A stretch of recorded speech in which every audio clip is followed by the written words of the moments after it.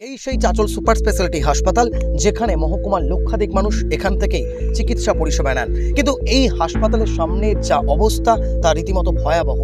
এক প্রকার ময়লা আবর্জনা স্তূপে ঢাকা পড়েছে গোটা হাসপাতাল চত্বর। ভাগার বললেও খুব একটা ভুল হবে না, ছড়াচ্ছে দুর্গন্ধ। এমনকি আউটডোর বিভাগের সামনের ছবিটাও কার্যত একই। এক প্রকার ডেঙ্গির আঁতুড়ঘর হয়ে উঠেছে চাচল সুপার স্পেশালিটি হাসপাতাল। এতেই রোগীর পরিজনদের মনে ধরাচ্ছে আতঙ্ক। এখানে গন্ধ করছে, এখানে গন্ধ করছে, অসুস্থ হয়ে যাবেন কি মনে হচ্ছে? ওরকমই লাগছে। ভালো গন্ধ করছে, এটাকে যাওয়া যাচ্ছে না এই রাস্তা দিয়ে, অন্য পাকে জাল যাচ্ছে। আতঙ্ক তো থাকবে। এখন তো ম্যালেরিয়া মশা কামড়ালে তো একটু অসুখ বিসুখ বেশি হবে, ওই জন্য আমরা চাইছি একটু জন্য ভালো থাকে। এই মুহূর্তে জেলায় ডেঙ্গি আক্রান্তের সংখ্যা 143, গত বছরের তুলনায় যা কিছুটা বেশি। অন্যদিকে ম্যালেরিয়া আক্রান্তের সংখ্যা 180। এরই মাঝে ভয়াবহ ছবি দেখা গেল মালদহের চাচল সুপার স্পেশালিটি হাসপাতালে। অভিযোগ, হাসপাতালে চিকিৎসা করাতে গিয়ে আরও অসুস্থ হয়ে পড়ার সম্ভাবনা। ক্ষোভ বাড়ছে স্থানীয়দের মধ্যেও, কাঠগড়ায় প্রশাসন। আসছি আমরা হাসপাতালে, এত আবর্জনা, এত নোংরা, আর আমরা সুস্থ হবার জন্য আসছি, সুস্থ না হয়ে আবার অসুস্থ হয়ে পড়ছি। বাইরেও নোংরা, ভিতরেও নোংরা আছে হসপিটালে, তো ওর জন্য আসছি, অসুস্থ হয়ে যাচ্ছে। সুস্থ হয়ে যাবো কি অসুস্থ হয়ে যাচ্ছি। হয়তো আক্রান্তের সংখ্যা আরও বাড়বে যদি পরিষ্কার পরিচ্ছন্ন পরিবেশ না থাকে।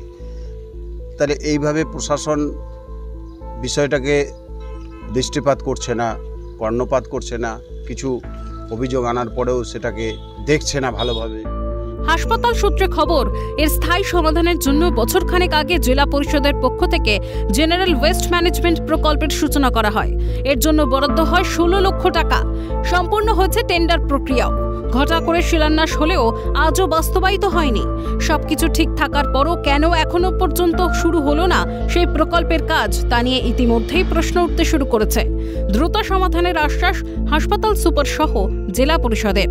যেটা আমাদের আসল উদ্দেশ্য সেটা হলো আগামী মঙ্গলবার 18 তারিখ হলো বিকেল 4টের সময় আমাদের এখানে রোগী কল্যাণ সমিতির মিটিং আছে। মাননীয় ডিএম সাহেব এবং মাননীয় সিএমও স্যার আসছেন, এবং তাদের সামনে আমি বিষয়টি তুলে ধরবো যাতে আশু এটার সমাধান হয়। অবশ্যই এটা সমাধান মানে খুব তাড়াতাড়ি আমাদের দরকার। সে আন্ডারে ছিল বলে কাজটা শুরু করতে পারেনি। অতি শীঘ্রই কাজটা শুরু হবে এবং আশা রাখছি যে নেক্সট বর্ষা আসার আগে যেন আমরা এই সমস্যায় সম্মুখীন না হই, সেটা আমরা ব্যবস্থা করব।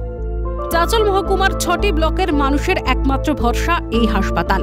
তারপরেও কেন এই উদাসীনতা? খবর সংগ্রহের পরই নড়েচড়ে বসে হাসপাতাল কর্তৃপক্ষ। শুরু হয় পরিষ্কারের কাজ। হাসপাতালে আসা রোগী থেকে শুরু করে চাচলের বাসিন্দারা তারা প্রত্যেকেই বলছে যে স্থায়ী সমাধান হোক, আর সেদিকেই আমরা তাকিয়ে। কবে হবে স্থায়ী সমাধান? প্রশ্ন এখানেই। মালদার চাচল থেকে অভিষেক সাহা, ক্যালকাটা নিউজ।